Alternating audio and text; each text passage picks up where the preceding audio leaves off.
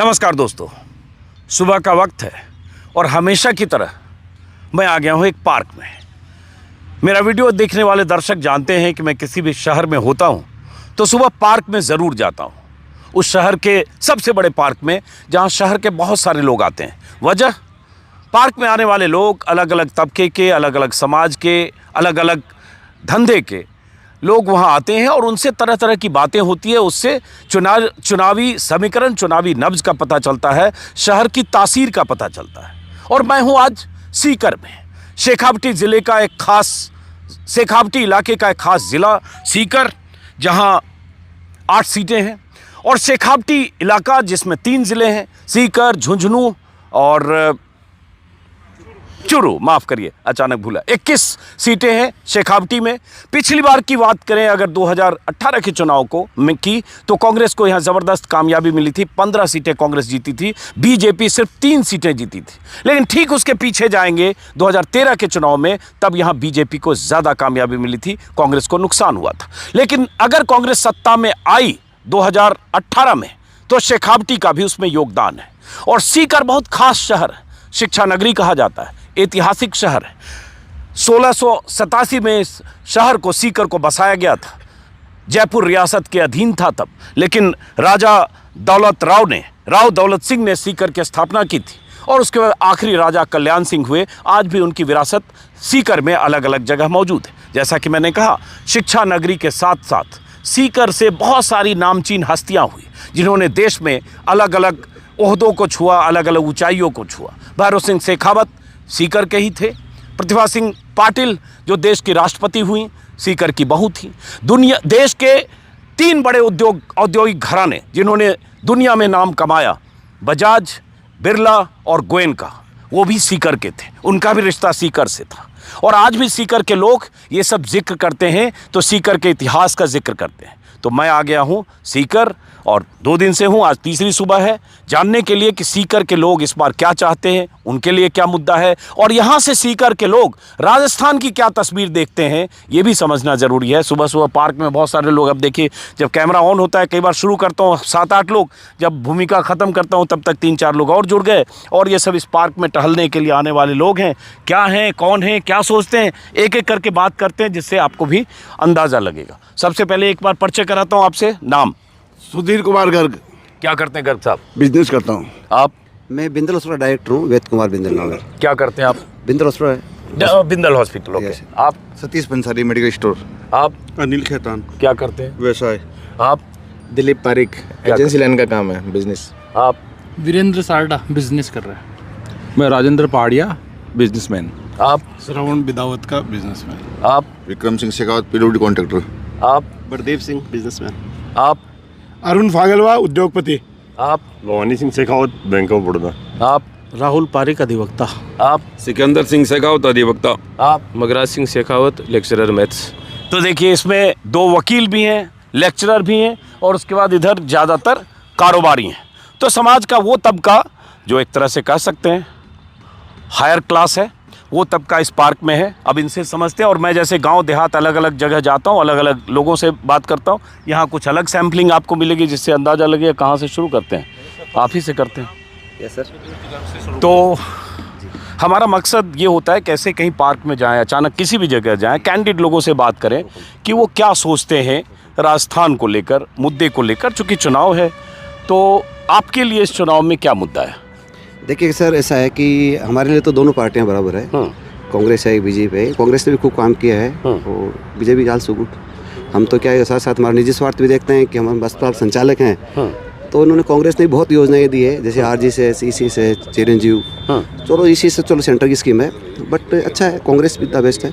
और बीजेपी ने last time हमने चिरंजीव बाबा साहब का काम दिया था, हमने अच्छा खूब काम किया, जनता की खूब सेवा की, तो बहुत आर इक्वल फॉर अस। तो आप इस बार क्या चाहते हो? चाहते तो नहीं, लगता है कि बीजेपी आएगी। हम क्यों? चाहते तो कोई आए, लेकिन बट लगता है, क्या करें हम, इसमें तो हमारा कोई इंडिविजुअली। चलिए, उसके बाद फिर एक राउंड में दोबारा आएंगे आपके पास।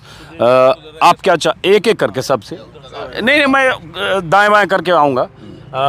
आपके लिए चुनाव का मुद्दा क्या है? जब वोट करोगे तो आपके जहन में क्या मुद्दा होगा जो तय करेगा कि आप कौन सी सरकार चाहते हो? नहीं, हम तो बीजेपी के वोटर्स हैं। हाँ। उसी पे जाएंगे। क्यों?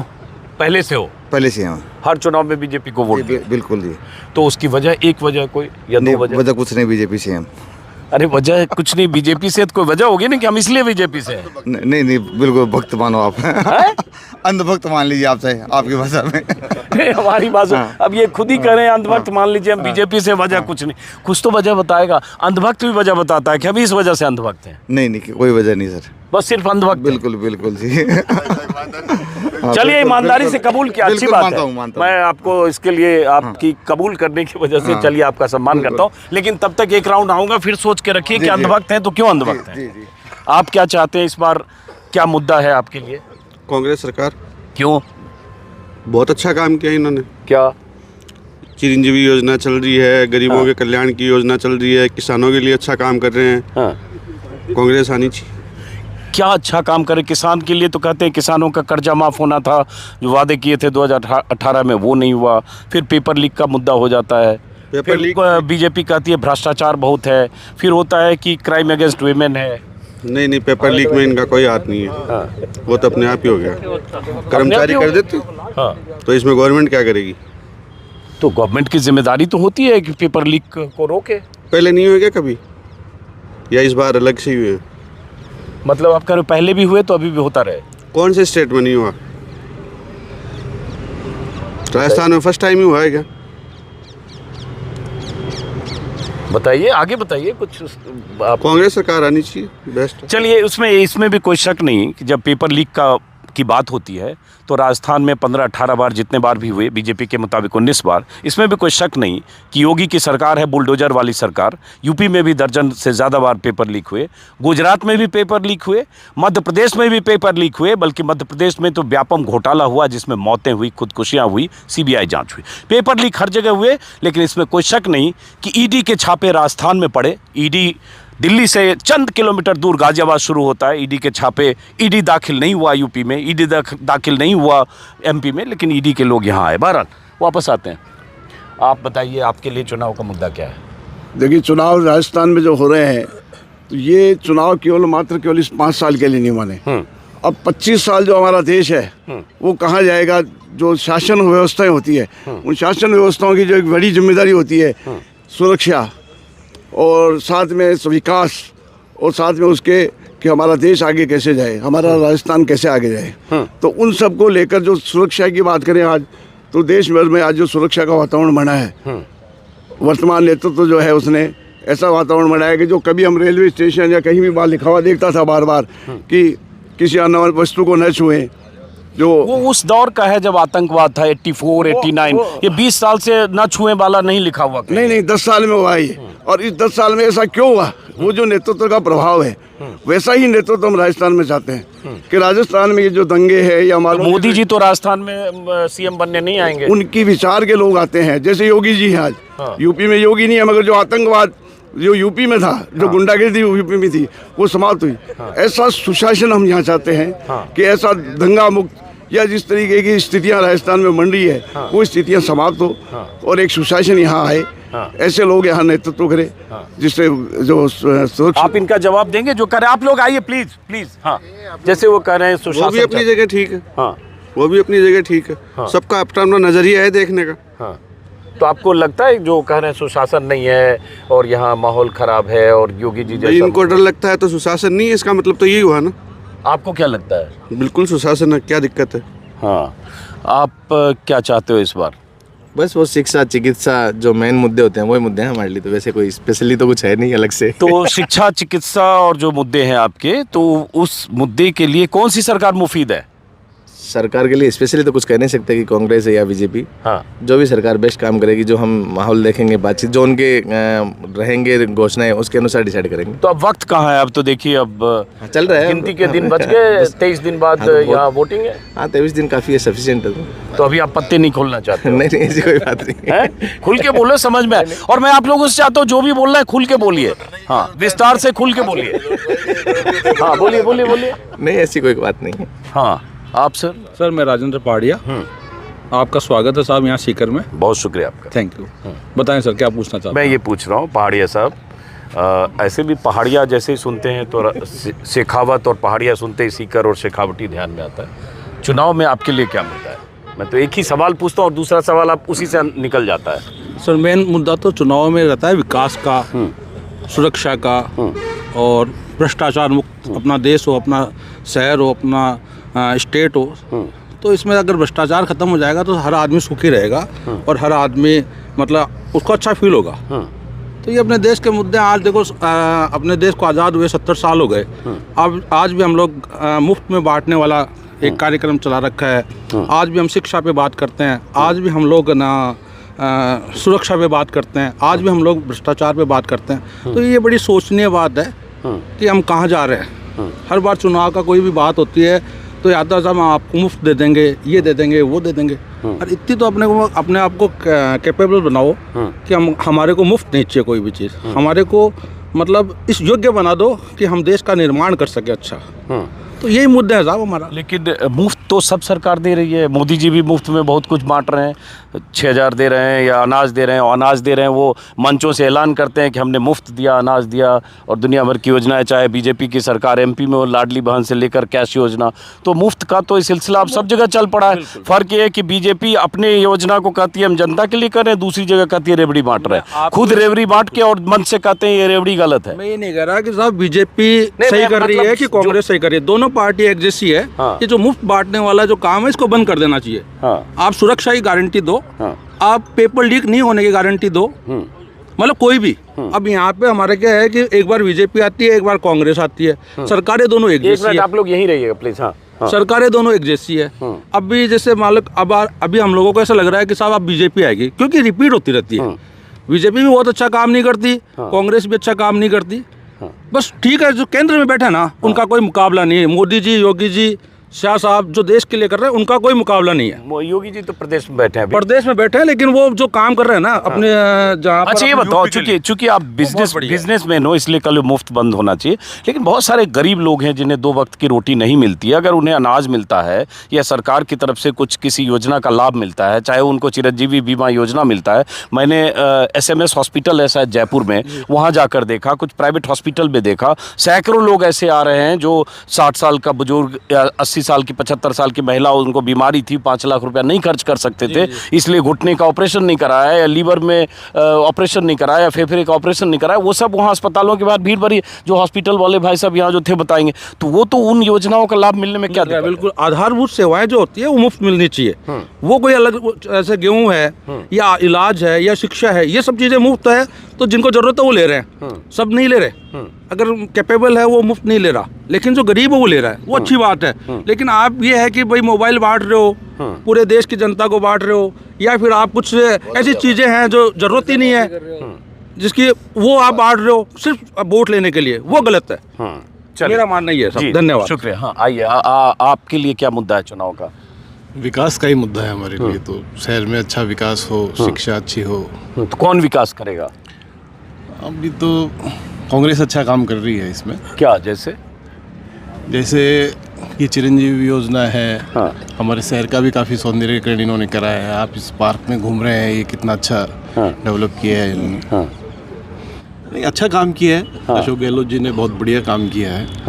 राजस्थान को बहुत आगे लेके गए हैं। लेकिन गहलोत पर बहुत सारे आरोप हैं विपक्षी दलों के। ये तो सब राजनीतिक किस पे नहीं है, बीजेपी वालों पे भी है, सभी पे है आरोप, ये तो चलता है। चलिए, आप क्या सोचते हो, आपके लिए क्या मुद्दा है? लीडरशिप बहुत बड़ा मैटर करती है। अगर आपका लीडर, आपकी कंपनी का CEO या उसका विजन अच्छा है तो आपकी ग्रोथ और आपकी प्रोग्रेस पक्का होती है। और अगर आपके लीडर में दम नहीं है, शासक आपका अच्छा नहीं है, बहुत सारे देश देखते हैं दुनिया में जहाँ लीडर अच्छा नहीं है, तो वहाँ आतंक का बोलबाला है, जीवन सुरक्षा का खतरा है।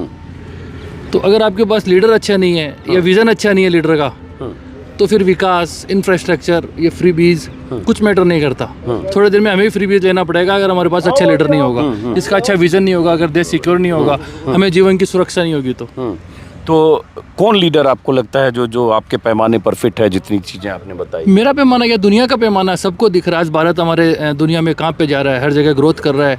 आज हमारी लीडरशिप की हर जगह हम बात करते हैं, तो दुनिया देख रही है। ठीक है, प्रदेश का चुनाव है, देश का चुनाव अलग होता है, प्रदेश का अलग होता है, लेकिन प्रदेश की जो राजनीति है वो देश को प्रभावित करती है। तो लीडर ही होता है। मतलब मोदी जी की बात कर रहे हैं आप? मैं मोदी जी की भी कर रहा हूँ और मेरे जी की भी कर रहा हूँ। किनकी? माननीय खड़गे जी, गहलोत जी, मैंने जी। अच्छा अच्छा, तो सरकार किसकी चाहते हो राजस्थान में आप? हाँ, सरकार किसकी चाहते हो?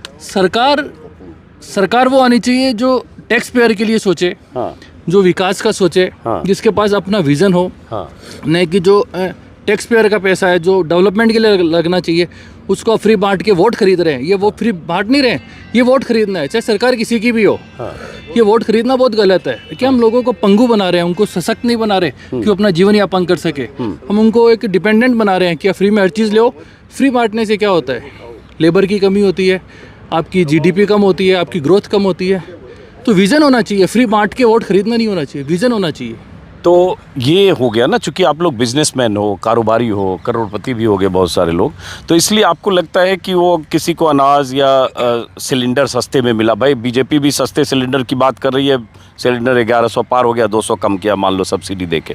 तो ऐसी बहुत सारी सुविधाएं किसी गरीब आदमी को, जो मजदूर है, जो झुग्गी बस्ती में रहता है, जिसके लिए हर रोज़ 100-200 रुपया भी मायने रखता है, उनको अगर कुछ सुविधाएं मिल रही है तो वो आप ये हमारे देश की विडंबना है कि आज़ादी के 75 साल बाद भी अगर हमारे देश में गरीब है। हमने गरीबी हटाओ का नारा बहुत दिया था, लेकिन गरीबी मिटाने का नारा कभी नहीं दिया। हमने गरीबी यहाँ से हटा के यहाँ शिफ्ट कर दी, वहाँ से हटा के वहाँ शिफ्ट कर दी। हमने कभी गरीबी मिटाओ पे काम नहीं किया। काम होना चाहिए गरीबी मिटाओ, नहीं कि हटाओ। आप हर आदमी को कैपेबल बनाओ ना, उसका जीवन यापन बढ़ाओ। तो अडानी कैपेबल बन गया ना, अडानी 10 साल में हो गया वर्ल्ड का टॉप 3 हो गया, अडानी इतना कैपेबल हो गया। ये बहुत अच्छी बात है कि हमारी दुनिया, हमारे देश का एक इंडस्ट्रियलिस्ट दुनिया में नंबर पे आया। ये हमारे लिए गर्व की बात है, इसमें बुराई नहीं है। नहीं, बुराई नहीं है। तो अगर हमारा देश ग्रोथ कर रहा है, एक बिजनेसमैन ग्रोथ कर रहा है, हाँ। तो बढ़िया ना, हम दुनिया में कहीं स्टैंड कर रहे हैं। तो दुनिया में बड़े बड़े इंडस्ट्रियलिस्ट हुए हैं। हाँ। भारत से इस बार हुआ है, बाहर से हुए हैं तो हम खुश होते हैं। अगर कोई यूएस से आता है, इंग्लैंड से आता है, हम खुश होते हैं। हमारे देश से आता है तो हमें तकलीफ लगती है। वो क्यों कर रहा है? नहीं, तकलीफ की बात नहीं, बात है कि एक उद्योगपति का ग्रोथ इतना ज़बरदस्त हुआ, उनके लिए एयरपोर्ट, उनको देने के लिए एयरपोर्ट के नियम बदल दिए गए, 6 एयरपोर्ट एक्स्ट्रा दे दिए गए। उनका ग्रोथ इतना फेनोमेनल हुआ क्योंकि मोदी जी के करीबी माने जाते हैं। 9 साल में दुनिया में कोई ग्रोथ स्टोरी ऐसी नहीं है कि 9 साल में आदमी टॉप वर्ल्ड के टॉप 3 टॉप 2 में पहुंच जाए। और एक तरफ दूसरी तरफ आप करो गरीबी हटाओ, तो गरीबी हटाओ मान लो 60 साल भी जो हुआ और 10 साल में भी तो अब क्या स्थिति है कि आज भी प्रधानमंत्री अगर कर रहे हैं 80 करोड़ लोगों को मैं मुफ्त का अनाज खिला रहा हूँ, तो वो भी तो वही स्थिति है। नहीं, मैंने ये नहीं कहा गरीबी हटाओ, ये पुराना नारा था गरीबी हटाओ। मैं चाहता हूँ गरीबी मिटाओ। फर्क है, गरीबी हटाओ और गरीबी मिटाओ में फर्क है।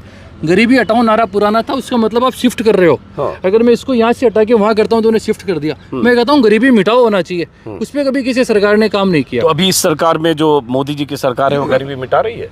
मैंने इतनी देर में अपने संबोधन में कहीं मोदी जी का जानना चाह रहा नाम हूं नहीं लिया है। देखिए, लेकिन ये आप अपने हिसाब से कर रहे हैं। इशारे काफी होते हैं, हम समझ रहे हैं, आप भी समझ रहे हैं। हाँ। तो हम चाहते हैं खुल के बोलिए। मैं खुल के बोल रहा हूँ। हाँ, मैं खुल के बोल रहा हूँ कि लीडर अच्छा होना चाहिए, उसका विजन अच्छा होना चाहिए। अच्छा तो चलो आप ये बताओ, राजस्थान में कौन सी सरकार चाहते हो? To the point. राजस्थान में हम वही सरकार चाहते हैं जिसका विजन अच्छा हो, जिसका लीडर अच्छा हो। किसका बताओ ना, किस भाई देखिए, आपके पास अब कुल जमा 22 दिन बच गए, 25 तारीख को चुनाव है। तो आप बताओ कि हम ये सरकार चाहते हैं जिसका विजन अच्छा है, जिसका लीडर अच्छा है। विजन तो मोदी जी का दुनिया में सबसे अच्छा है। यही तो मैं कह रहा था कि आप ये खुल के बोलिए। अब आप बोले, हाँ। 4-5 मिनट लगा यहाँ तक आने में। हाँ, लेकिन मोदी जी यहाँ मुख्यमंत्री नहीं बनेंगे। यहाँ कौन सा विजन वाला चाहिए आपको बीजेपी का? बाबा बालकनाथ। बाबा बालकनाथ। अब आप और खुलकर बोले, अब बिल्कुल सही जगह पर आए। अलवर के सांसद है बाबा बालकनाथ, तिजारा से चुनाव लड़ रहे हैं। और मैं राजस्थान के कई जगह, दौसा में भी मैंने देखा, जयपुर में भी देखा, और अभी सीकर में भी, और कल मैं लक्ष्मणगढ़ में भी था, एक जगह और कहीं था। हर जगह जो लोग हैं जो मोदी जी के समर्थक हैं, और उसके पीछे कुछ और वजह है जो ये बोल नहीं रहे हैं। एक हिंदुत्व फैक्टर है, बहुत बड़ा हिंदुत्व फैक्टर। तो इसलिए ऐसे लोग बहुत जगह बाबा बालकनाथ का जिक्र करते हैं। उन्हें राजस्थान में बालकनाथ चाहिए, उन्हें वसुंधरा राजे नहीं चाहिए, शायद उन्हें राजन सिंह राठौर भी शायद नहीं चाहिए, उन्हें शायद गजन सिंह शेखावत भी शायद नहीं चाहिए, उन्हें शायद सीपी जोशी भी नहीं चाहिए, उन्हें शायद मेघवाल भी नहीं चाहिए, उन्हें शायद दिया कुमारी भी नहीं चाहिए, उन्हें बाबा बालकनाथ चाहिए। इशारे काफ़ी हैं, बाकी आप समझिए। ये बात हिंदुत्व की नहीं है, ये हमारे सनातन धर्म की है। क्योंकि कांग्रेस ने कभी ये कहा था कि देश के संसाधनों पे पहला हक मुसलमानों का है। तो अगर कांग्रेस ये कह सकती है तो हम भी कह सकते हैं कि हमें हिंदुत्व चाहिए, हम सनातन धर्मी हैं। अगर कांग्रेस का ये विचार है कि देश के संसाधनों पर पहला हक मुसलमानों का है, तो कांग्रेस भी गलत है। एक मिनट, अब चूंकि आपने गंभीर मसला किया, गूगल सर्च करो मनमोहन सिंह का बयान। पहली एक चीज़ और बता दूं आपको, क्या होता है कि कई बार बयान डिस्टॉर्टेड ढंग से जाता है और उसके अर्थ के अनर्थ निकलते हैं। मनमोहन सिंह ने अल्पसंख्यकों का जिक्र किया था, जिसमें बाकी जो अल्पसंख्यक तबका है उसका भी जिक्र किया। उन्होंने ये नहीं कहा था, उनके एग्जैक्ट सेंटेंस ये नहीं थे कि देश की उस पर अल्पसंख्यकों का, मुसलमानों का हक होना चाहिए। लेकिन चलिए, वो एक इतने सालों से नैरेटिव वही गढ़ा गया, और जो आपने कहा वही तो मैंने कहा। आपने मेरी बात को तो तस्दीक किया कि मैंने यही तो कहा कि हिंदुत्व के पक्षधर लोग हैं बाबा बालकनाथ की बात करने वाले। मैंने आप ही की बात को आगे बढ़ाया, क्योंकि आपने बाकी नेताओं का नाम नहीं लिया, इसलिए जो आपने कहा मैंने वही कहा। तो एक ही चाहते हैं, किसी का भी लो, अगर योगी जैसा मुख्यमंत्री चाहिए। हाँ, समझ गया, समझ गया। तो एक ही होगा, किसी और का लेते तो भी आप कहते कि आपने उसका लिया, इसका नहीं, फर्क है ना, एक ही होगा, फर्क हुए है ना। चलिए, कोई नहीं सर, जिनको बोलना आगे आ जाइए। हाँ, आपके लिए चुनाव का क्या मुद्दा है? मतलब विकास है, विकास सीकर में खूब हो रहा है। राजेंद्र जी पारी के माध्यम से खूब विकास हुआ सीकर में। आज हम जहाँ खड़े हैं वो उन्हीं की देन है। बाकी शहर में अच्छा काम हो रहा है। राजस्थान में हमें सीएम राजेंद्र राठौड़ चाहिए। समझा नहीं ये तो। सीकर में विकास राजेंद्र जी पारी ने किया, तो पारी साहब के साथ हैं। राजस्थान में हमें राजेंद्र राठौड़ चाहिए। ये तो और दिलचस्प है। सीकर में राजेंद्र पारी कांग्रेस के उम्मीदवार हैं, और 5 बार अलग, 7 चुनाव में 5 बार वो जीते हैं, बीच में 2 बार। नहीं, हम स्पष्टता की बात है, कोई लोकसभा की बात नहीं है। राजेंद्र पारी ने अच्छा काम किया है, उनके साथ है, क्या दिक्कत है, खुल के साथ है। और राजस्थान में सरकार में भाजपा राजेंद्र राठौड़ के साथ है। राजेंद्र राठौड़ के साथ है। हर जगह प्रचार करेंगे उनके लिए जाके। हाँ, आप बताइए सर, आपका गुड नेम? मेरा नाम अजीत अंजन है। मैं आपका बहुत बड़ा फैन हूँ, आपका यूट्यूब चैनल देखता रहता हूँ कि आप सटीक पत्रकार हैं। बहुत शुक्रिया। वो कहते हैं सत्य को सत्य कहने वाले। बहुत शुक्रिया आपका। काहे की राजनीति है, सुबह कांग्रेस, दोपहर में बीजेपी, सुबह बीजेपी, दोपहर में कांग्रेस। जिसको बीजेपी से टिकट नहीं मिला वो कांग्रेस में भाग गया, कांग्रेस में भाग गया वो बीजेपी से भाग गया। और सबसे पहले पूछते हैं कौन खड़ा हुआ, इस जाति के कितने वोट। काहे की राजनीति है, जातीय आधार पर राजनीति है। कोई किसी का भला नहीं करने वाला, कोई कुछ नहीं करने वाला, व्यक्तिगत विचार अलग होते हैं। राष्ट्र का जहाँ सवाल आता है तो आज ये बात तो मानना ही पड़ेगा ना कि मोदी जी ने राष्ट्र को कहाँ पहुँचाया। और उनकी आवाज़, एक छोटा सा एग्जांपल देके बताता हूँ। जब मोदी जी सभाएं करने आए थे हमारे सीकर में, तो यहाँ ये सामने जो है स्टेडियम, तो इसकी जो इंट की रिपोर्ट मिली कि जगह छोटी पड़ जाएगी, तो खुले ग्राउंड में किया, फिर भी जगह छोटी पड़ गई। लोग पागल तो नहीं है ना, 3-3, 4-4 लाख आदमी आते हैं, और मोदी जी जहाँ पे आती है कमल की महक हो जाती है। और दूसरे सामने जो भी हैं वो जब आते हैं तो लोग चाहते हैं आई नहीं, हमारे वोट कट जाएंगे। इसका मतलब कुछ न कुछ तो है। मैं तो एक ही बात कहूँगा, विकास को से तो अपने सिस्टम से चलते हैं, फ्री की रेवड़ियाँ और चलती रहती है, हर जगह ऐसा ही होता है। लेकिन कम से कम ये जातिवाद का जहर है ना चुनाव में, इस पर थोड़ा अंकुश लगना चाहिए। तो जहर तो हर पार्टी फैला। मैं बताऊँ क्या कहना चाह रहा हूँ। अभी बिहार में जातीय जनगणना की बात हुई, ये तो अच्छा हुआ कि आचार संहिता लागू हो गई, नहीं तो अशोक गहलोत साहब ये जातीय समीकरण, ये अमित शाह भी कल बयान कुछ उस तरह का दे चुके हैं। नहीं था साहब, मैंने भी सुना वो बयान, लेकिन उसमें ये नहीं लिखा है, ये नहीं लिखा नहीं है। वो भी अभी बैठक करेंगे, लेकिन बोलिए बैठक करेंगे, लेकिन उन्होंने इस तरह की जातीय है ना, आप देखिए। लेकिन ये बताओ, जातिगत जनगणना में क्या दिक्कत करते है? हो? मान लो ठीक है, देश में कितने ओबीसी है, प्रथम नागरिक। आज एक बात हो, मोदी जी का विजन देखो, एक आदिवासी महिला को काम उठा करके बाढ़ का राष्ट्रपति बना दिया। प्रथम के.आर. नारायणन किस समाज के थे जो देश के राष्ट्रपति? हाँ, के.आर. नारायण थे, दलित थे ना? दलित थे, लेकिन दलित और आदिवासी में बहुत फर्क होता है। अच्छा, अब यहाँ भी आप दलित आदिवासी को मत बांटो। आप ही अच्छी बात नहीं बताऊं, जातिवाद नहीं करूं मैं, आदिवासी अब यहाँ दलित और आदिवासी को अलग मत बांटो। नहीं, अच्छी बात है। उन्होंने क्या, एक बात बताओ, अभी भाई साहब कह रहे थे कि दोनों पार्टियां रेवड़ी में, एक पार्टी गलती करती है तो कोई दूसरी गलती करे। सूरज नारायण साहब को बनाया, वो भी स्वागत योग्य है, उसका भी हम स्वागत करते हैं, बहुत अच्छी बात है। आज बीजेपी ने अब्दुल कलाम साहब को बनाया। आज एक बात बताओ, मैं आपको अंतिम बात कहता हूँ, भारत कर्म प्रधान देश है, धर्म प्रधान नहीं है। अगर कर्म प्रधान होता, धर्म प्रधान होता, तो कलाम साहब की मूर्ति, हमारी फोटो हमारे घर में नहीं, बिल्कुल होनी चाहिए। सही बात है। लेकिन जब आप कहते हैं, वो जैसे भाई साहब चले गए, आप लोग थोड़ा ये आप कतार मत तोड़िए। अब जैसे भाई साहब कह रहे सनातन, हिंदुत्व और बालकनाथ, तो ये धर्म प्रधान हुआ कि नहीं? राजनीति में धर्म की मिलावट हुई कि नहीं? आप हुई नहीं हुई? भाई धर्म के आधार पे ही तो बालकनाथ बोल रहे हो। अभी कर्म, एक मिनट, कर्म तो बालकनाथ का कुछ साबित नहीं हुआ है कि उन्होंने। एक मेरी बात सुनिए, मैं बताऊं, आप इस संघ की शाखा में तो नहीं गए होंगे, लेकिन संघ की शाखा के बारे में जरूर सुना है। और 1925 से लेकर संघ का इतिहास पढ़ा है, हेगड़ेवार से लेकर गोलवलकर से लेकर मोहन भागवत शाखा में संघ के कार्यकर्ता से या मोदी जी के मुख से या किसी भी बड़े लीडर से आज तक किसी मुसलमान के विरुद्ध बोलते हुए सुना? किसी भी मुस्लिम के खिलाफ? मैं संघ का स्वयं सेवक हूँ, शाखा जाता हूँ, और मैं ये कहता हूँ कि हमने आज तक शाखा में कभी भी हमने कभी इस तरह राष्ट्र निर्माण के अलावा कोई बात नहीं की। चलिए। कभी भी राष्ट्र निर्माण के अलावा बात नहीं। वो कहते हैं, राहुल जी कहते हैं आरएसएस बीजेपी, आरएसएस, हमें क्या बीजेपी से लेना देना, हम एक राष्ट्र विचारधारा के लोग हैं। जहाँ राष्ट्र हित की बात करेगा उसी जगह संकट आ रहा है। हम आगे बढ़ते हैं, इसलिए थोड़ा इधर आइए तो रोशनी आएगी। अब अगर आरएसएस के आप बोल रहे हो, आप आरएसएस के हो और कह रहे हो बीजेपी से क्या लेना देना, तो सबसे बड़ा ये जो मिथ्या है ये यही है। आरएसएस का बीजेपी से क्या लेना देना, इस पर बात करूंगा। 3 घंटे का वीडियो अकेले बन जाएगा। आरएसएस के ही लोग यहाँ संगठन महासचिव बनते हैं। आरएसएस का क्या नियंत्रण है? हमारा राष्ट्र निर्माण नहीं,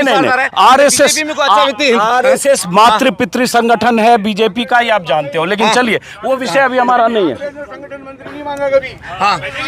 अरे सुनिए सुनिए सुनिए सुनिए सुनिए। हाँ, मैं दे देता हूँ। आपका प्रश्न क्या था कि संगठन महामंत्री बीजेपी क्यों मांगती है संघ से? जैसा कि वो मेरे से पूर्व वक्ता ने माननीय ने बताया कि एक संगठन, एक संघ एक विचारधारा है, तो संघ जो एक बहुत बड़ा हमारा एक जो दृष्टिकोण है उसके तहत विभिन्न संस्थाएं काम करती है। जैसे हम विकलांगों के हित के लिए काम करते हैं, वहाँ सक्षम काम करती है। अरे एक मिनट, हाँ, इनको प्रॉपर जवाब मिल जाए ना। नहीं, बिल्कुल प्रॉपर जवाब। तो जैसे संघ जो है, संघ की विचारधारा की दृष्टि से मैं बात कर रहा हूँ। जैसे अच्छे राष्ट्र निर्माण के लिए, जैसे अभिमाननीय बिंदल साहब ने बताया, जैसे एक भारत विकास परिषद है जिसमें सारे अच्छे बुद्धिजीवी वर्ग के लोग जुड़े हुए हैं। जैसे एक सेवा भारती का प्रकल्प है जिसमें हम सारे, संस्कार भारती है, बाल भारती है, भारतीय मजदूर संघ है, शिक्षा भारती, ये आप सारे जानते हैं। तो उसी प्रकार आप जानते हैं ना, तो उसी प्रकार जो पार्टी है, पार्टी भी जब ये मानती है कि हमारे को जब राष्ट्र की रीति और नीति में जब हमें सहयोग करना होगा तो हमें संघ से निकले हुए ऐसे सेवाभावी और कर्मठ से बिना किसी असहमति की एक लाइन बोलता हूं, हालांकि ये विषय हमारा नहीं था। आप भी जानते हैं संघ और बीजेपी का क्या रिश्ता है, आप ये जानते हैं अच्छी तरह से। मैं सिर्फ उतना ही कह रहा हूं कि ये रिश्ता है। अब ये रिश्ता क्या कहलाता है आप लोग तय करिए, आप जानते हैं। और ये इतिहास है, इसमें कोई मैं अपनी तरफ से नहीं करूँ। कहाँ से हम शुरू करते हैं, कहाँ से? नहीं, जो बच्चे, अब देखिए संघ पे यहाँ विवाद करना मेरा इशू नहीं है, वो तो विषय पर है। हाँ, ये विषय नहीं है ना। आपसे बात नहीं हुई। अरे जो लोग पीछे बच के आगे आइए, आपसे बात नहीं हुई ना शायद। तो शेखावत साहब, हाँ, तो प्रदीप जी आपके लिए क्या चुनाव मुद्दा है? मेरे लिए मुद्दा सर ये है, सबसे पहले तो विकास का मुद्दा, सेकंड चीज़ जैसे महिला सुरक्षा, तीसरी चीज़ ये है सर कि जो पूरे हिंदुस्तान में डीजल और पेट्रोल जो राजस्थान में सबसे महंगा बिक रहा है, सबसे ज़्यादा वेट यहाँ है, तो जो गवर्नमेंट सही काम करेगी उसी को वोट देंगे। कौन गवर्नमेंट आपको लगता है सही काम करेगी? बीजेपी करेगी सर। ठीक है, चलिए अब आपके लिए क्या मुद्दा है चुनाव में? सर सबसे पहले तो मैं अगर बात करूं मेरे राष्ट्र की और मेरे स्टेट की, तो मेरे लिए स्टेट में मेरे जो मुद्दे हैं, स्थानीय मुद्दे ज़्यादा प्रभावी होते हैं हमेशा हर आदमी के लिए। हमारा सबसे बड़ा मुद्दा यही है कि हर एक आदमी की नागरिक सुरक्षा होनी चाहिए। और नागरिक सुरक्षा से मतलब ये होता है कि उसके रोटी कपड़ा मकान उसके लिए जो सरकार मुहैया कराती है और सरकार उसकी नीतियां जो बनाती है, वो नीतियां इस तरह की होनी चाहिए कि उससे आदमी का विकास हो और आदमी विकास की तरफ अग्रसर हो, जिससे कि जो गरीबी हटाओ या गरीबी जो नारे की अभी जिस तरह से मेरे साथी बात कर रहे थे, सरकारों ने काम किया है तभी आज हम इतने संपन्न और इतने शिक्षित दिख रहे हैं। ऐसा नहीं है काम नहीं हुआ है, लेकिन चूंकि भारत इतना बड़ा देश है कि उसको डेवलप करने के लिए कितने भी सदियां और कितना भी समय जो है हमेशा कम रहेगा और सरकारें आती रहेगी जाती रहेगी, काम होते रहेंगे। अगर मैं प्रदेश की बात करूं तो प्रदेश में हमारा सबसे बड़ा मुद्दा है, हम लोग चूंकि व्यापारी वर्ग से आते हैं तो व्यापारी सुरक्षा हम लोगों के लिए बड़ा मुद्दा होता है। और हमारे लिए अभी कांग्रेस गवर्नमेंट ने एक व्यापारी कल्याण बोर्ड का गठन किया है, तो मैं मानता हूं कि उन्होंने हमें व्यापारियों को इस तरह की सुरक्षा देने का जो प्रयास किया है वो एक अच्छा प्रयास है। इस प्रयास के लिए मैं माननीय गहलोत साहब को बधाई भी दूंगा और धन्यवाद देना चाहूँगा कि उन्होंने हमारी सुरक्षा के लिए और हमारे लिए सोचा। तो जो सरकार हमारे लिए सोचेगी हम उसी के लिए सोचेंगे। लेकिन यहाँ तो व्यापारी ही हैं जो कह रहे हैं कि सुरक्षा का सवाल है या जिस तरह के सरकार की भूमिका होनी चाहिए वो सरकार की नहीं है। बिल्कुल सही कह रहे हैं सर आप। एक्चुअली क्या है कि हमारे यहाँ मिथ्स बहुत हैं। हमारे यहाँ होता वही है जो सारी भेड़ चलती है। भेड़ को एक क्या है, भेड़ में एक चाल होती है, एक भेड़ जहाँ चल रही है सारी भेड़ें उसी के पीछे चलती है। यहाँ पे कहा जाता है कि बीजेपी जो है व्यापारियों की पार्टी है, लेकिन जहाँ तक मुझे लगता है कि व्यापारियों का जो भला हुआ है वो हमेशा कांग्रेस के राज में हुआ है।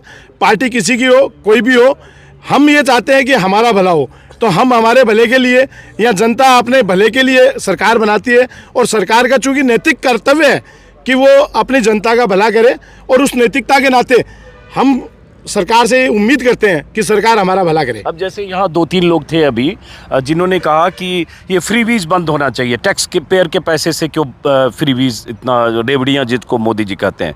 और ये एक जो व्यापारी वर्ग है ख़ास तौर से, ये या टैक्स पेयर, ऐसे बहुत सारे लोग ऐसा कहते हैं कि हमारे टैक्स के पैसे से आप क्यों ये फ्री में बांट रहे हो। आप उसके बारे में क्या, हालांकि वो हर सरकार करती है, दक्षिण से ये मोबाइल टीवी बांटने की शुरुआत हुई, यहाँ तक आई, और केंद्र की सरकार भी बहुत तरक्की करती है, बीजेपी सरकार भी करती है। तो ये आप इसके बारे में क्या सोचते हो? यहीं का एक तबका कहता है कि बंद करो। बिल्कुल सर, आप जो कह रहे हैं, हर तरह के लोग होते हैं, अपनी अपनी विचारधाराएं हैं। जो संपन्न है उसकी, और जो हम लोग टैक्स देते हैं, हमें दर्द होता है कि उस टैक्स को इस तरह से बांटा जाता है कि जहां ज़रूरत नहीं है वहां भी बांट दिया जाता है। मैं फ्री बीज के उसके पक्षधर तो हूं, ऐसा नहीं है मैं पक्षधर नहीं हूं, लेकिन पैसा इस जगह पहुंचना चाहिए जहां जिसकी ज़रूरत हो।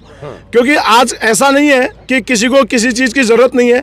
कितना भी विकास कर लिया हो किसी भी देश ने, चाहे वो अमेरिका हो, चाहे इंग्लैंड हो, चाहे जर्मनी हो, वहाँ भी फ्री बीज और ये जो सरकारी सहायताएं हैं वहाँ भी चलती है। वहाँ तो मेडिकल एजुकेशन सब फ्री है। मैं आपकी बात का जवाब दे रहा हूँ। यस सर, सोशल सिक्योरिटी जब वहाँ चलती है सिक्योरिटी, तो हमारे यहाँ क्यों व्हाट्सएप यूनिवर्सिटी ने फैला रखा है कि फ्री बीज जो दिया जाता है वो टैक्स पेयर के पैसे से दिया जाता है। टैक्स पेयर अगर टैक्स नहीं देगा तो सरकार क्या नोट छाप के अपना देश चलाएगी?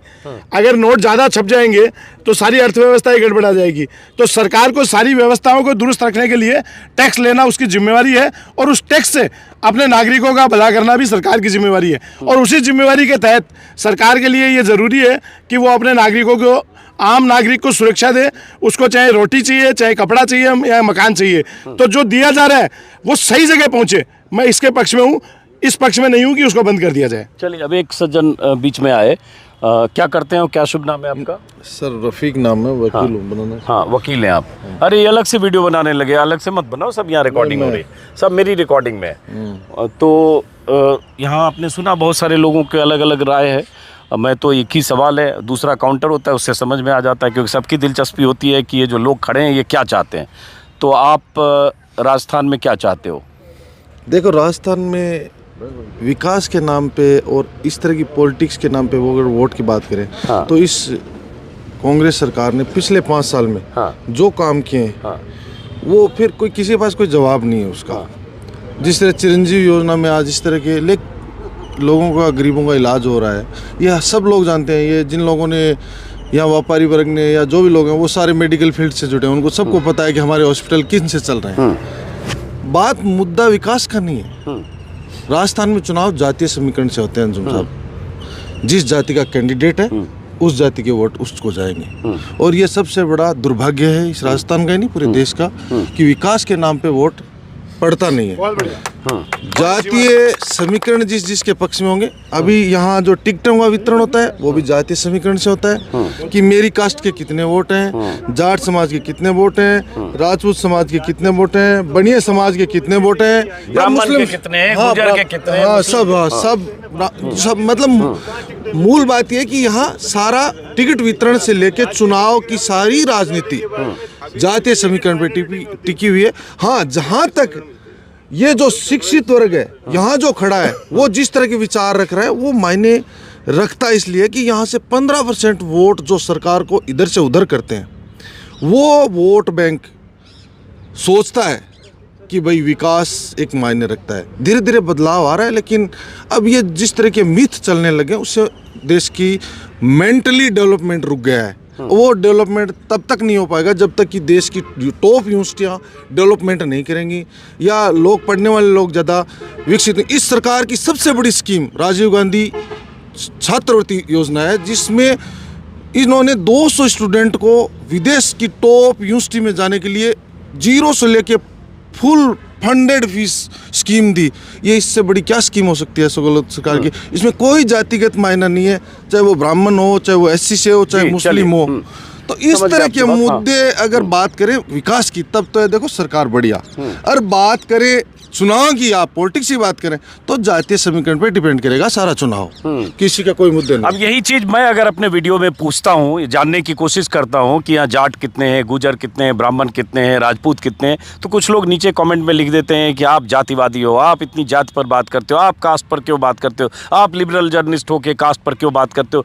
जो लोग ऐसी बात करते हैं, मैं आज ऑन रिकॉर्ड बोलता हूँ, दरअसल पाखंड है। सब जानते हैं जो इन्होंने कहा यही सच है। जाति के आधार पर टिकट, जाति के आधार पर वोट, ये सच जो नहीं कबूल करता है वो पाखंड करता है। क्योंकि जहाँ भी अगर मैं आया हूँ, जहाँ इस शहर में, उसी घर में हर आदमी यही हिसाब बता रहा है चौक चौराहे पर कि पारिक साहब ब्राह्मण हैं, अगर कोई सामने से जाट आ गया तो ऐसा हो जाएगा। वो डोटासरा साहब चुनाव लड़ रहे हैं लक्ष्मणगढ़ में, वहाँ डोटासरा जाट हैं, एक सुभाष महरिया वो भी जाट हैं, तो इस बार जाट वोट 80,000 में बढ़ जाएगा तो ऐसा हो जाएगा। हर जगह यही जोड़ घटाव हो रहा है। कोई सुभाष बील यहाँ कौन सी जगह से वो बागी हुए हैं बीजेपी में, कंडेला। कांग्रेस की पिछली बार कांग्रेस की सीट पे चुनाव लड़ा, उनको इस बार टिकट नहीं मिला, दुर्भाग्यवश। वो हमारे बहुत अच्छे मित्रों में से, वो बीजेपी में, लेकिन अब रात को उन्होंने स्विच किया। तो वहां भी मैं गया तो वहां भी सब इसी तरह के समीकरण जोड़कर बता रहे हैं। कुछ जगह कोई राजपूत का समीकरण बताता है, कुछ जगह जाट का। वैसे ही अगर पूर्वी राजस्थान में जाएंगे तो दौसा, अलवर और वो भरतपुर इलाके, सवाई माधोपुर, वहां लोग कहेंगे गुजर इतने हैं, मुस्लिम इतने हैं, ये इधर जाएंगे।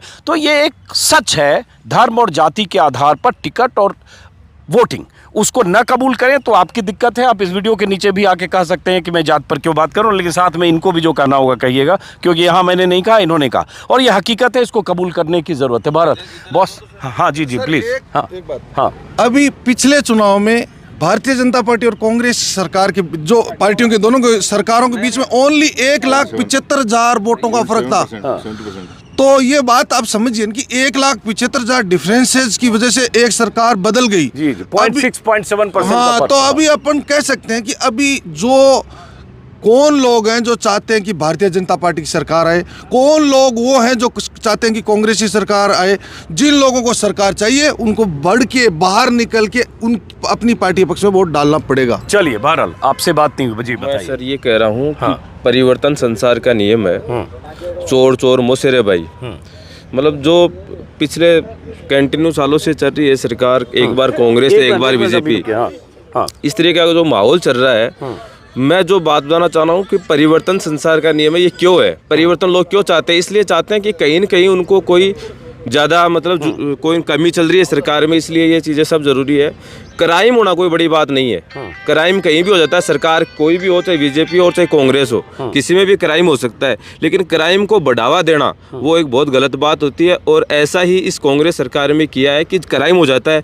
जैसे अभी थोड़े दिन पहले बलात्कार हुआ था, तो हमारे जो कानून मंत्री थे शांति धारीवाल जी ने, उन्होंने ये बयान दिया था, उनकी 80 साल की उम्र है, बहुत बुजुर्ग आदमी है, उन्होंने ये बयान दिया था कि यहाँ तो ये तो मर्दों का प्रदेश है, ऐसे यहाँ पर निंदनीय बयान है। तो ऐसे बयान होने लगे, और क्राइम तो हो गया, कोई बलात्कार हो गया तो उसका दोषी नहीं है, कानून मंत्री दोषी नहीं है वहाँ पे, चाहे कोई बीजेपी हो चाहे कांग्रेस हो। लेकिन इस तरीके जो विचारधारा है कांग्रेस सरकार की, ऐसे मंत्रियों की विचारधारा है, इस मंत्रियों की विचारधारा के कारण से आज लोग परिवर्तन चाह रहे हैं। राजस्थान में पेपर लीक प्रकरण हुआ, बेरोजगारों के साथ धोखा हुआ। मैं ये नहीं कह रहा कि पेपर लीक पहले नहीं हुआ, मुझे पता भी नहीं इस चीज़ का, लेकिन मेरे को अब की बार पता है कि पेपर लीक हुआ। इस पेपर लीक होने के बाद में जो जनता ने मुद्दा उठाया, मुद्दा उठाना स्वाभाविक है। बेरोजगारों के साथ धोखा होगा तो बेरोजगार बोलेगा, भाई गरीब बेरोजगार भी है, पढ़ने वाले भी है। तो शिक्षा मंत्री जी कहते हैं कि लोग हैं बाहर गालता फिर वो करेंगे, मेरा कोई फर्क कौन पड़ा। क्या नाम बताया आपने? चार मेरा नाम मगराज सिंह नाम है। मैं मगराज जी मैं गया था कई कोचिंग इंस्टीट्यूट के बाहर, बहुत बता रहा हूँ सर, पहले मेरी सुनो आप। तो मतलब क्या है कि जब बेरोजगारों के साथ धोखा होता है, इस तरीके की चीटिंग होती है, पेपर लीक होता है, अपना मतलब गड्ढा भर रहे हैं लोग, एक व्यक्तिगत स्वार्थ दे करके, किसी को लालच दे करके अपना अगर उस चीज़ पे राजनीति करते हैं तो वो गलत, बहुत गलत होता है। अगर मान लो मैंने किसी को लालच दे दिया, किसी के लड़के को नौकरी लगा दिया और वहाँ से वोट ले रहे हैं, ये चीज़ें गलत होती है। और मतलब आज संक्षिप्त में करो ना, RS मान लो बन गए, जो बन गए, तो लोगों ने मुद्दा उठाया तो बोले ये लोग बाहर गालता फिर बोल रहा, तो कोई औचित्य वाली बात को नहीं। आज शिक्षा मंत्री को बयान है, कानून मंत्री का बयान है, तो इस तरीके की राजनीति राजस्थान में हो रही है, बहुत गंदी राजनीति। निवेदन ये है कि ये भ्रष्टाचारी कांग्रेस सरकार में युवा, दलित, बेरोजगार, महिला, व्यापारी सभी को सुरक्षा नहीं मिली, क्योंकि यहाँ जो महिलाओं के लिए एक दिन में 17 के साथ मतलब है ना बदतमीजी या बलात्कार हो रहे थे, उसके बाबत महिलाओं के बाबत कोई भी सरकार ने ऐसा कोई स्टेप नहीं लिया जहां महिला सुरक्षा का मामला हो। व्यापारियों के साथ दिन दहाड़े गोली मार के और सोना और रुपए लूट लिए, इस कांग्रेस सरकार ने शासन व्यवस्था को धत्ता बता दिया और यहाँ एक भी व्यक्ति इस कांग्रेस सरकार में सुरक्षित नहीं रहा। और अगर कांग्रेस सरकार आगे आई तो कोई सुरक्षित नहीं रहेगा। सॉरी, नहीं आप यही रुकिए, आपका जवाब आप दीजिए। ये भी आपके आप जवाब दीजिए। आप जानते हैं, मैं नहीं जानता हूँ। जहाँ तक सुरक्षा के मुद्दे का सवाल है, मुझे नहीं लगता कि सरकारों ने सुरक्षा के मुद्दे पे काम नहीं किया है।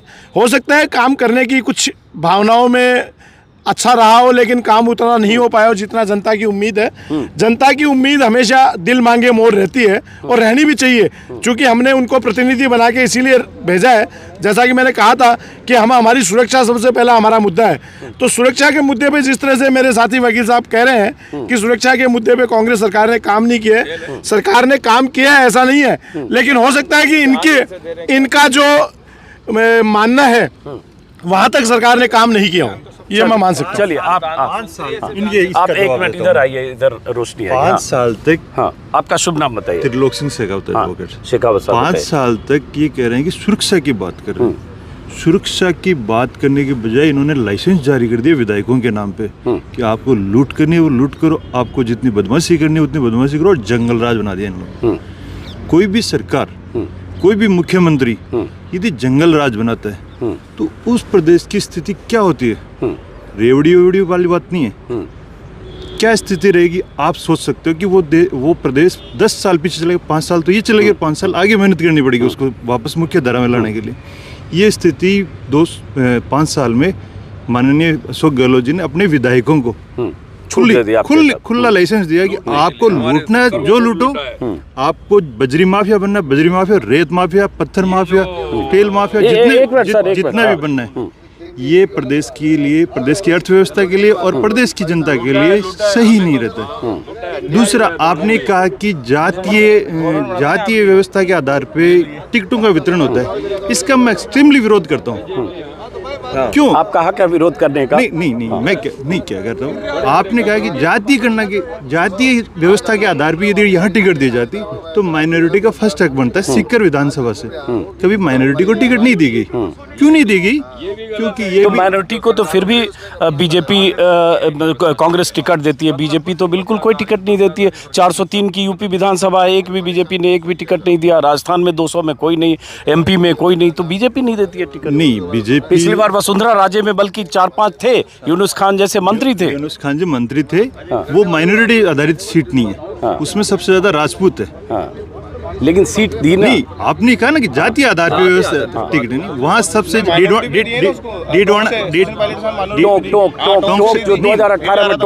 डीडवाना से जब इनको मंत्री बनाया, डीडवाना माइनॉरिटी सीट नहीं है, सबसे ज्यादा राजपूत है। इसको हटाते हैं, ये विवाद बहुत लंबा है और ये सच है, ये आप भी जानते हैं कि टिकट में जातीय आधार देखा जाता है कि किसके कितने वोट हैं, किसके कितने क्या कॉम्बिनेशन है। जातीय आधार भी नहीं होता। मैं पूरा जातीय विनिंग कैंडिडेट जब विनेबिलिटी देखी जाती है, कांग्रेस सरकार, कांग्रेस पार्टी ने कांग्रेस पार्टी ने सिर्फ माइनॉरिटी को वोट बैंक समझा, ना कि टिकट दी। ठीक है, चलिए हो गया आप इधर आते हैं। सर, मुद्दा चेहरे का है। राजस्थान में चेहरे का है कि दोनों पार्टियों में एक ही 2 चेहरे घिसे पिटे चल रहे हैं, वसुंधरा और अशोक गहलोत। तो कांग्रेस में यदि ये सचिन पायलट को आगे लाते तो कांग्रेस सरकार आज बन जाती। समस्या यही है कि अशोक गहलोत के व्याप पे कांग्रेस रिपीट नहीं होगी।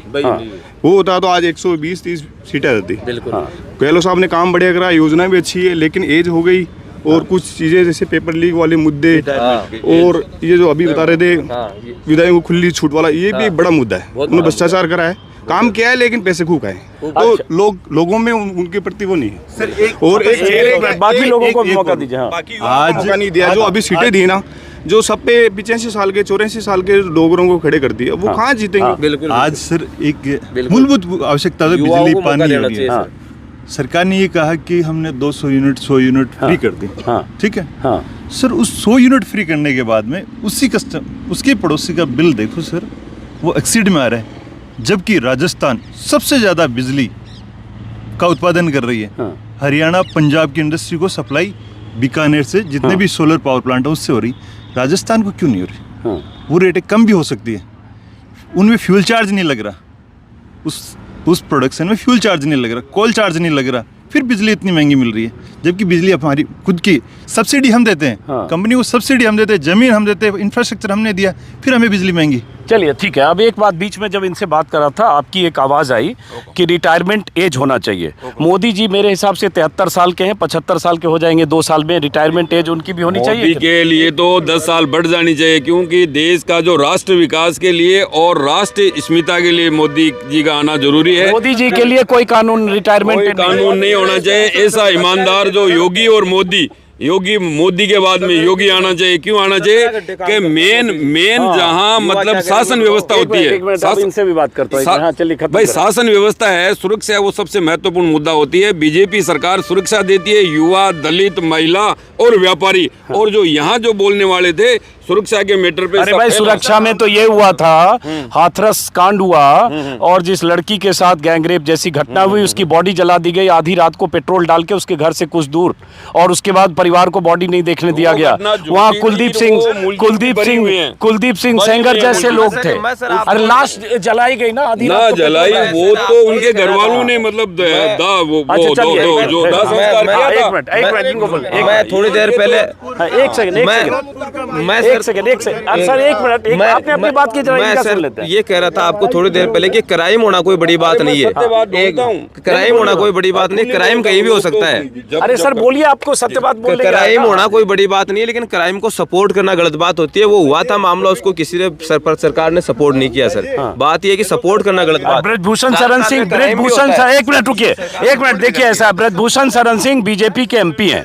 पहलवानों ने उनके खिलाफ उन पर यौन उत्पीड़न के आरोप लगाए, चार्जशीटेड है दिल्ली पुलिस। एक मिनट प्लीज, दिल्ली पुलिस ने कहा चार्जशीट में कि उनके खिलाफ केस बनता है, उन पर जो आरोप हैं बहुत हद तक सही है। ये दिल्ली पुलिस की चार्जशीट है। उसके बाद क्या हुआ उनको, भाई एक मिनट रुकिए, पहले जब ऐसे आरोप कैसे, जब बीजेपी सांसद पे, एक मिनट चलिए, नहीं मानने वाले, बीजेपी सांसद पे आरोप लगे तो कम से कम इस्तीफा हो जाता। नहीं, मैं बता रहा हूँ सर कि मैं आपको राजस्थान की बात कर रहा हूँ।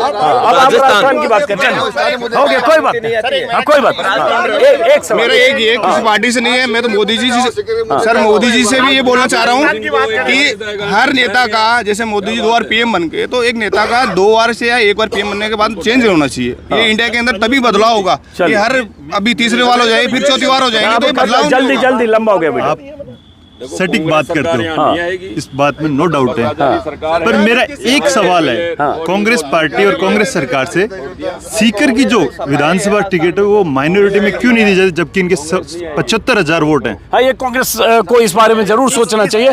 और मैं हमेशा मानता हूं कि माइनॉरिटी के साथ नाइंसाफी होती है, उनकी आबादी के हिसाब से उनको टिकट नहीं दिया जाता है और नहीं मिलता है। माइनॉरिटी के आधार पे नहीं होती है, ये तो बात गलत है। भारत देश सबको सुरक्षा देता है, बोल रहे हैं माइनॉरिटी को कोई नहीं होता। एक मिनट, अब सुनिए, देखिए एक मिनट सुनो, ये उस तरह की बात मत करो। राजस्थान का एक मुख्य मुद्दा है, राजस्थान का मुख्य मुद्दा क्या है कि यहाँ हजारों एकड़ जमीनें बंजर हो जाएगी, क्योंकि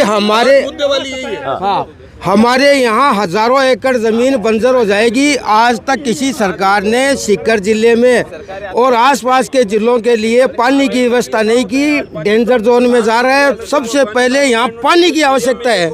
सुरक्षा, ये रेवड़ी बांटना, वाजिब बात कर रहे हो आप। वो तो चलती रहेगी, वो तो सब सरकारें करेगी। सरकारें आई गई 10 जिले में अभी भी जून में पानी की किल्लत, लेकिन मुख्य बात है वो है पानी की। यहाँ सिर्फ कमी है। अब आपने अभी देखा कि हिमाचल में, उत्तराखंड में, JNK में कितना नुकसान हुआ।